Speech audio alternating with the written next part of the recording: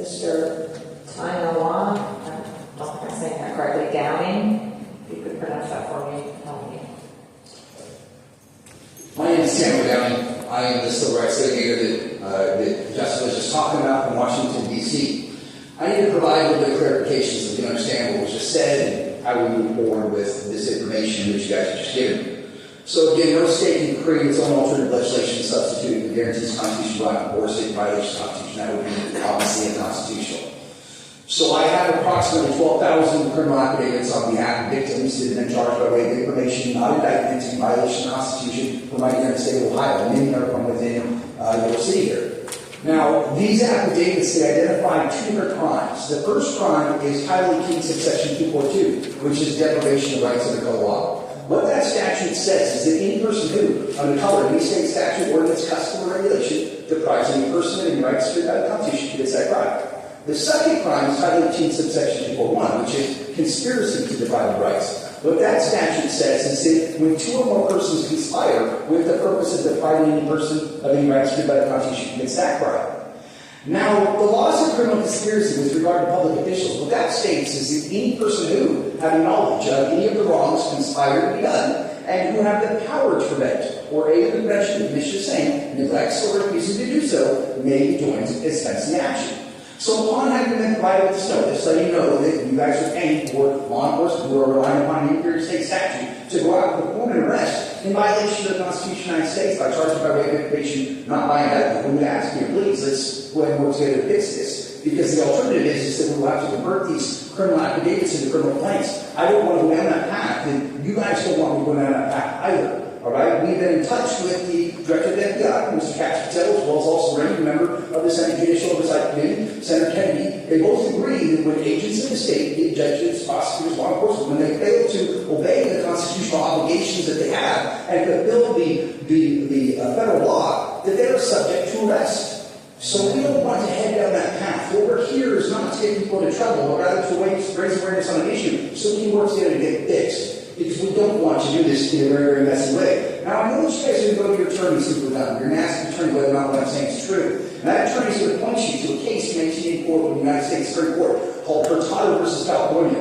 And before you guys choose to rely upon that as your foundation, I must remind you that the Constitution of the United States of America is the foundation, not a judge-made ruling. The Supreme Court of the United States has no constituted authority to be able to alter or amend any of the provisions of the Constitution. That must be done by an offensive act in courts with the special amendment received of Article 5. Furthermore, judges cannot legislate. We know that because Clause 1, Article 1 says all legislative power is vested in Congress of the United States.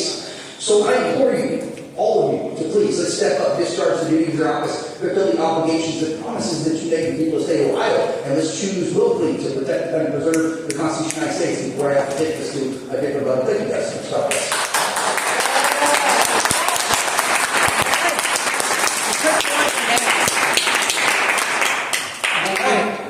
Mr. Downing.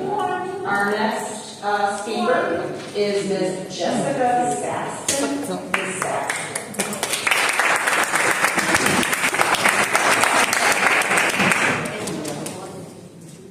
Thank you so much. My name is Jessica Saxton. I'm also a civil rights advocate litigator from Washington, D.C., and I'm also here to provide notice. This is in accordance with USCIS Rules of Civil Procedure, as well as Rule 17 and Rule 20 of the United States Supreme Court. There are obviously grave injustices that have been carried out in family and juvenile court across the state, and particularly this city. They are not civil disputes. We are witnesses to systemic violations of constitutional rights, including unlawful seizure of children, deprivation of rights regarding parents and children by state agents from right here in this city. As you all are aware, Title 4D and Title 4E incentivizes the procurement of children from their parents. Let me direct your attention to a case called Roberts versus United States JC in 1984. This is where the Supreme Court publicly and lawfully ruled in favor of the Constitution by its provisions and said that there is no greater form of intimate association than that of a parent with its child. Mr. Downing referred to Title 18, subsection 242, which I'm going to again repeat for you. It says, whoever under the color of law, statute, ordinance, custom, or regulation willfully subjects any person to the deprivation of any rights, privileges, or immunities secured or protected by the Constitution commits that crime. If you continue reading in that title, 18 U.S.C. 242, it also states that if such deprivation of rights includes kidnapping or the attempt to kidnap any person under this title, that person shall be fined or imprisoned for any term of years or for life or be sentenced to death. These are not my words. These are just our laws. Derek said, like, the law is harsh, but it is the law. I have in my possession evidence of children who have been kidnapped under the color of law from state ages right here in Canton that you guys are all paying. You have now been made aware by multiple people of federal crimes on this record. So now I'll point you to what the law also requires for you to do. Title 18.4 is misprision of felony. It says, whoever, having knowledge of the commission of a felony cognizable by a court of the United States who conceals and does not, as soon as possible, make known the same to some judge or other person in civil or military authority under the United States, shall be fined or imprisoned. I have evidence that some of you may be reporting yourself.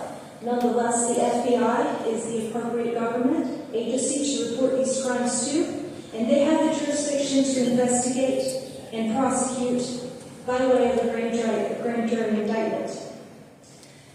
Title 18, subsection 2, also reports aiding and abetting offenses against the United States. So I implore you also, discharge the duties of your office and fulfill the promises which you make for the people of Canada, support, defend the Constitution of the United States, and stop kidnapping our children. Thank you.